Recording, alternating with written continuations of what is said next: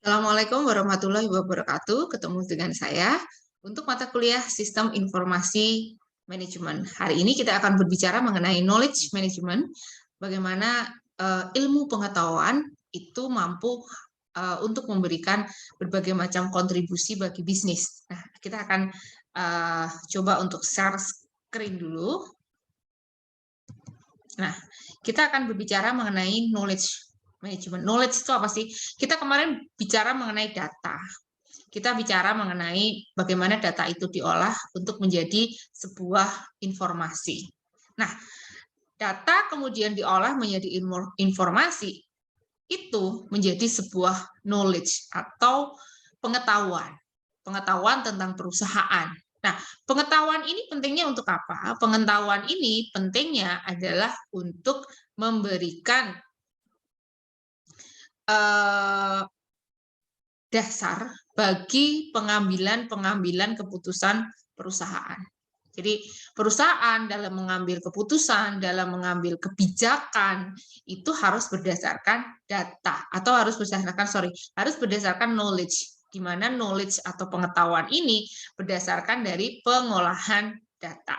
Maka pentingnya knowledge untuk perusahaan atau pengelolaan ilmu pengetahuan atau knowledge di dalam perusahaan itu sangat penting digunakan oleh perusahaan. Nah, saat ini perkembangan teknologi informasi itu menjadi sebuah area yang menyebabkan adanya knowledge management dan collaboration system. Artinya begini, di dalam sebuah sistem yang ada di dalam perusahaan, itu sekarang tidak bisa berdiri sendiri, tapi menjadi suatu kesatuan yang berkolaborasi. Misalkan bagian marketing dan bagian production, ini sudah tidak bisa berdiri sendiri. Semuanya akan connected. Berhubungannya dengan apa? Mungkin dengan value chain management yang kemarin kita bahas, di mana kalau pemasaran, penjualan gitu ya, habis gitu kan, harus produksinya berapa? Ketika kita mau produksi, kita perlu yang namanya bahan baku. Nah, semua proses ini yang di dalam perusahaan itu perlu sebuah kolaborasi, sehingga kapan bahan baku harus datang dan lain sebagainya.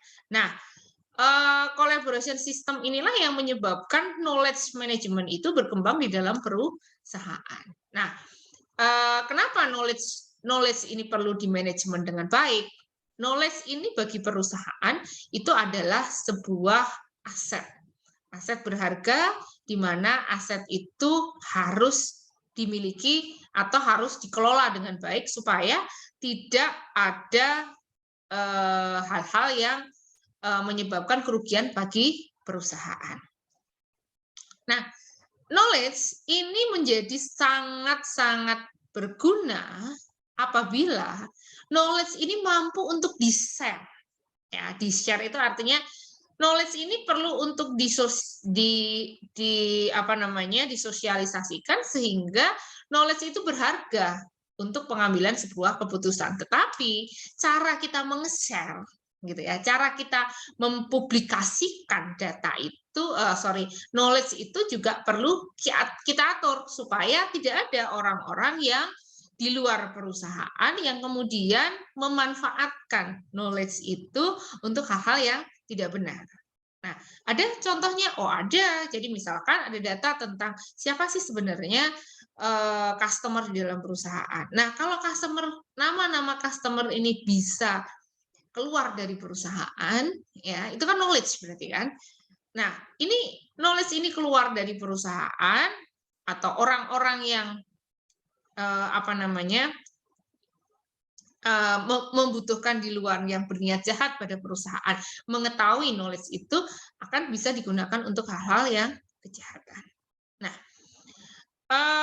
untuk mentransfer atau merubah data informasi menjadi knowledge itu membutuhkan sesuatu resources yang luar biasa yang kemudian akan menampilkan rules, kontak, pattern, atau gambar, atau grafik, atau tren gitu ya, yang membuat knowledge itu bekerja.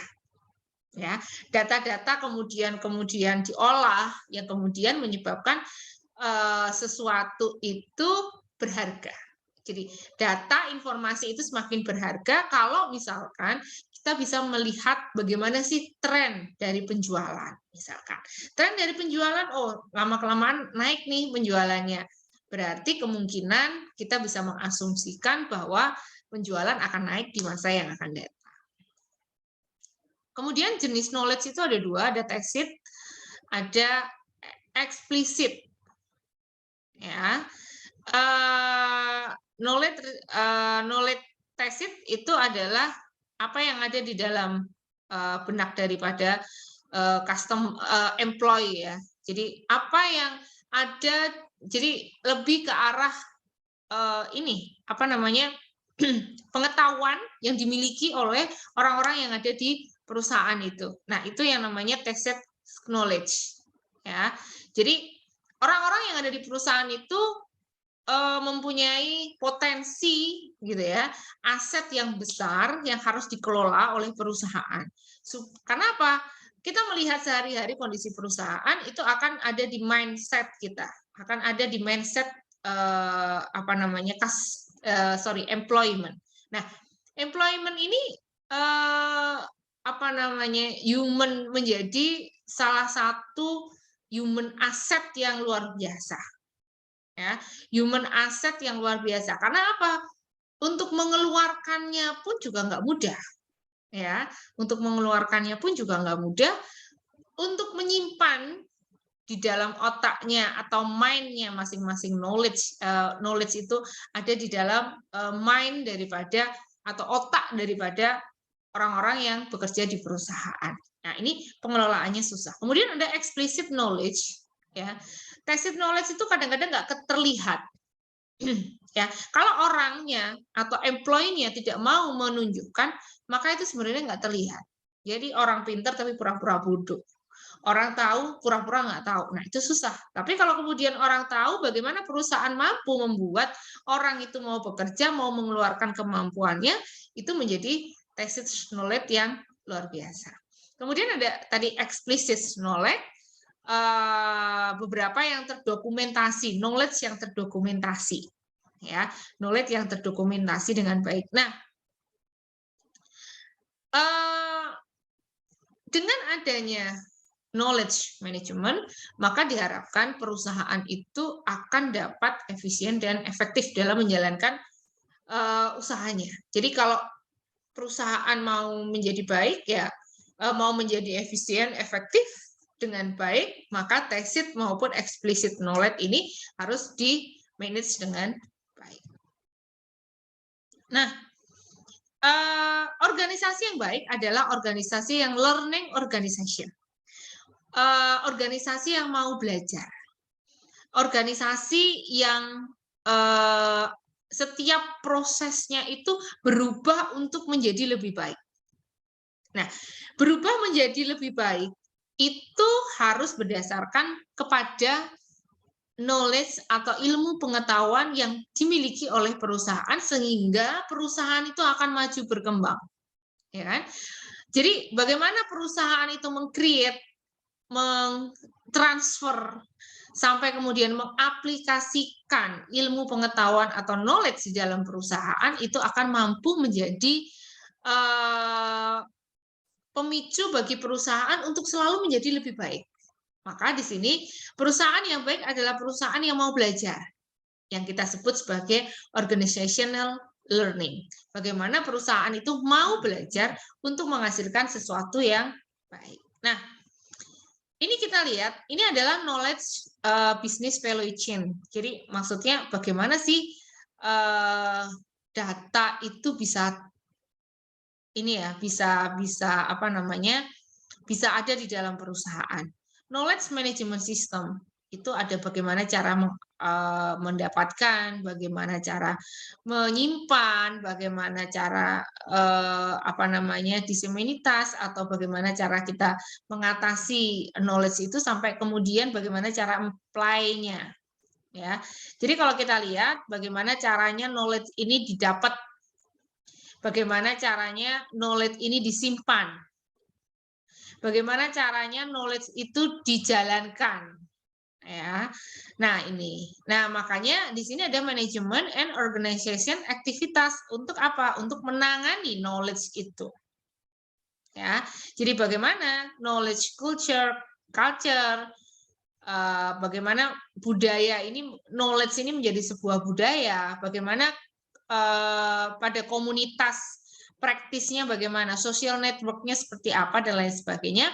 Ini adalah beberapa aktivitas dari manajemen dan organization aktivitas yang mendukung adanya knowledge management system.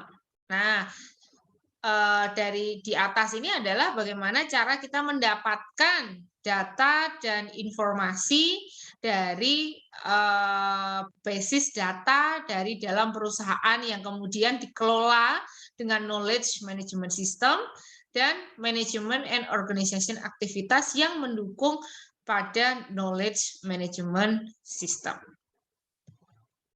Nah, bagaimana sih ini building organization dan manajemen capital, jadi knowledge-nya itu yang kita ada di dalam perusahaan, ya.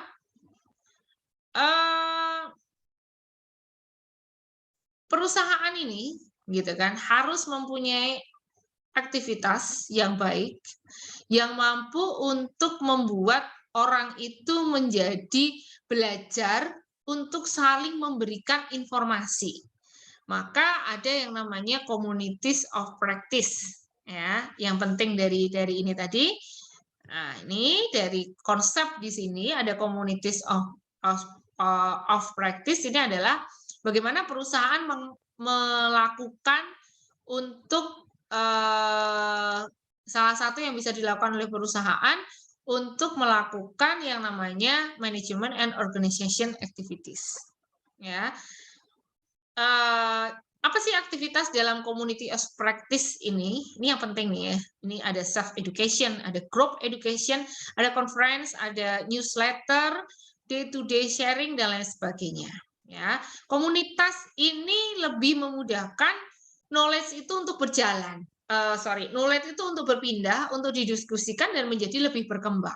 Oleh karena itu sekarang memang sedang dikembangkan komunitas yang mampu menerima, yang mampu membuat knowledge ini menjadi berkembang bagus.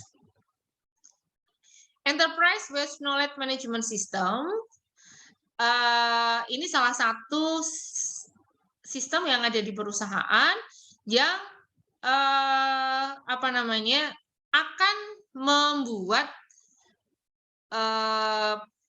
manajemen knowledge ini menjadi lebih baik. Jadi enterprise wide itu termasuk dalam bagaimana lingkungan ini juga memberikan knowledge kepada sistem yang ada di dalam perusahaan. Jadi perusahaan ini tidak hanya include yang di dalam perusahaan, tetapi juga yang ada di lingkungan perusahaan. Jadi enterprise based knowledge management system itu seperti tadi ya, ada mengkolek, ada mendistribut, ada menstore atau menyimpan, ya ini. Nah, knowledge work system adalah spesialisasi sistem yang dibangun, ya kan, untuk knowledge worker, gitu ya, untuk para kemampuan daripada pekerja, begitu ya, untuk sharing, meng-creating new knowledge di dalam perusahaan. Jadi ilmu-ilmu yang berkembang, ilmu pengetahuan yang kembang di dalam perusahaan itu perlu lebih dikembangkan lagi sehingga mereka mampu change, merubah segala sesuatu menjadi sesuatu yang lebih baik. Misalkan selama ini kita menggunakan tradisional proses bisnis ya. Jadi proses bisnis tradisional. Yang sekarang ada adalah online system menggunakan e-commerce. Nah, bagaimana cara menggunakan e-commerce yang baik? Pastinya kita harus paham komputer, kita harus paham ini dan lain sebagainya.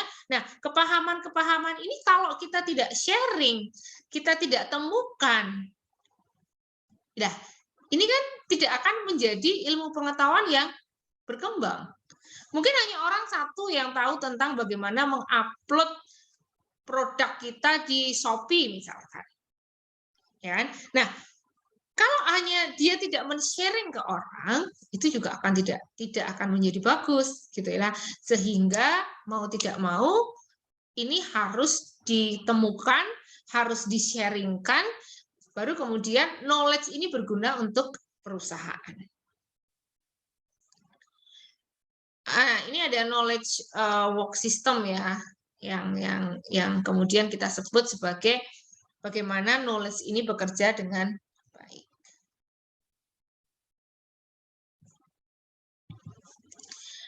Nah, ini kita lihat ada enterprise-wide knowledge, ada knowledge work system, ada intelligent teknik.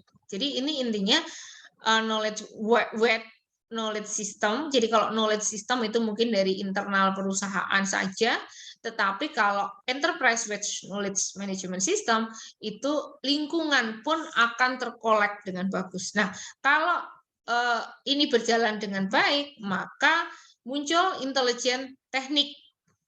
Ya, jadi ada beberapa nih data mining, neural network ini adalah sistem-sistem yang berkembang untuk intelijen, untuk melihat dunia luar ini seperti apa. Data yang didapat dari eksternal perusahaan, informasi, knowledge yang ada di dalam perusahaan, itu tidak semudah mendapatkan yang dari internal perusahaan. Maka ada intelijen teknik, intelijen yang harus dibuat oleh perusahaan sehingga mampu untuk mengcapture data dan menghubungkan dengan data-data dari internal. Jadi kalau kita bilang data eksternal, data internal akan kita gabung di dalam database sistem perusahaan sehingga kapanpun digunakan itu akan mudah.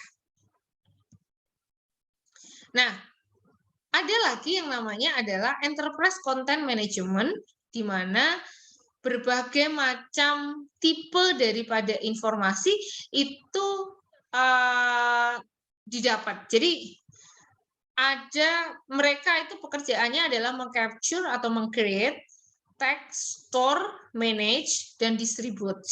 Jadi artinya bahwa ada orang-orang tertentu yang membantu organisasi, membantu manajemen untuk mendapatkan informasi yang kemudian mengolah informasi tersebut, gitu kan, men-share atau memanage atau menyimpan dan lain sebagainya sampai kemudian menyimpan pada repository. Nah, ini yang kemudian kita sebut adalah enterprise content management.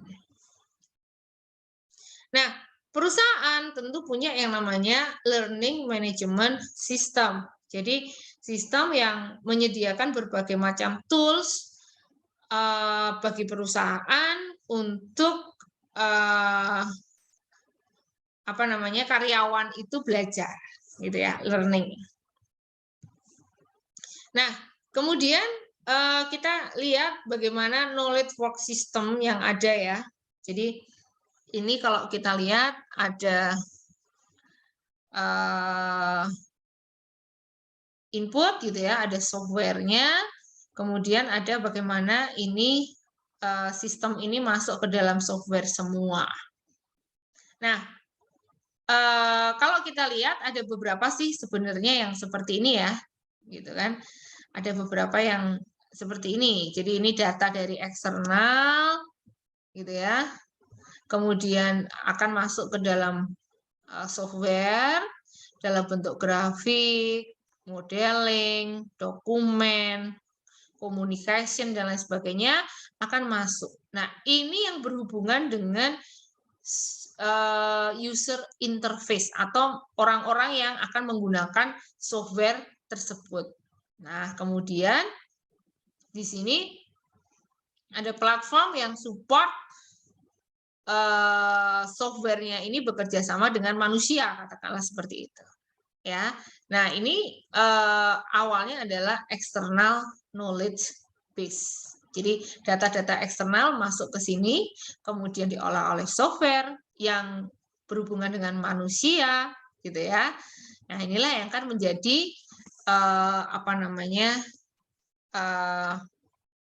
sistem knowledge yang ada di dalam perusahaan. Contohnya apa sih sebenarnya? Ada beberapa nih yang kalau Anda sudah lihat, ada computer aided design atau CAD ya, ada virtual reality system, kemudian augmented reality, ada visual reality modeling language. Ini ada contoh beberapa software yang proses kerjanya berdasarkan knowledge, gitu ya. Computer aided system ini untuk mendesain, gitu kan? Kita akan memasukkan data desain, kemudian software akan mengolah sudah menjadi desain itu. Nah, itulah kemudian yang knowledge ini berkembang, gitu kan. Jadi dari data yang dimasukkan, tiba-tiba ada bangunan dari computer aided system. Bangunan inilah yang kemudian nanti akan kita implementasikan, akan kita bangun, gitu kan. Kalau computer aided design ini lebih banyak ke arah desain. Kemudian ada virtual reality, ada augmented reality, kemudian ada virtual reality modeling language. Ini ada beberapa contoh software yang terkait dengan sebagai contoh dari knowledge work system. Nah, apa sih benefit-nya daripada manajemen knowledge ini untuk perusahaan? Yang pertama ada expert system. Ya, expert system ini ada sistem yang menggabungkan beberapa keputusan-keputusan yang pernah diambil oleh manajemen, kemudian diolah, kemudian komputer itu menyajikan data, sehingga keputusan-keputusan itu menjadi keputusan yang juga mempelajari keputusan yang sudah pernah dibuat oleh perusahaan. Makanya expert system namanya. Jadi memang mereka yang berguna ini adalah expert system. Oh ya, sistem-sistem yang ada di dalam perusahaan ini, di dalam bisnis knowledge ini, knowledge management ini, kebanyakan adalah softwarenya, sistemnya itu berbasis pada artificial intelligence. Sudah masuk ke sana sekarang, artificial intelligence. Artinya mesin sudah bisa berpikir seperti manusia, ya, sehingga pengambilan data sampai kemudian pengolahan, kemudian sampai penyajian output daripada pengolahan ini sudah betul-betul menunjukkan bahwa mesin itu bisa berpikir, gitu ya. Kemudian ada case based reasoning yang di mana ada beberapa experience dari human specialist yang kemudian menjadikan masukan-masukan untuk perusahaan. Kemudian ada machine learning, ini kita mencoba untuk melihat program-program yang dapat mengimprove performance dari sebuah perusahaan. Kemudian neural network, nah ini yang lebih menyelesaikan berbagai masalah yang sangat-sangat kompleks sebenarnya. Kemudian ada hybrid system. Hybrid system ini bagaimana perusahaan berjalan dengan cara yang misalkan tradisional dan modern digabungkan. Ini yang namanya hybrid system. Oke. Sampai di sini mungkin ada beberapa pertanyaan yang mungkin harus Anda jawab. Yang kurang memahami daripada apa yang sudah saya jelaskan ini, silahkan bertanya, kita bisa diskusi melalui berbagai macam media ya, ada bisa dengan Zoom, bisa dengan WA, dan lain sebagainya. Oke, saya kira itu dari saya, mungkin ada pertanyaan nanti kita diskusikan ya. Saya kira itu. Assalamualaikum warahmatullahi wabarakatuh.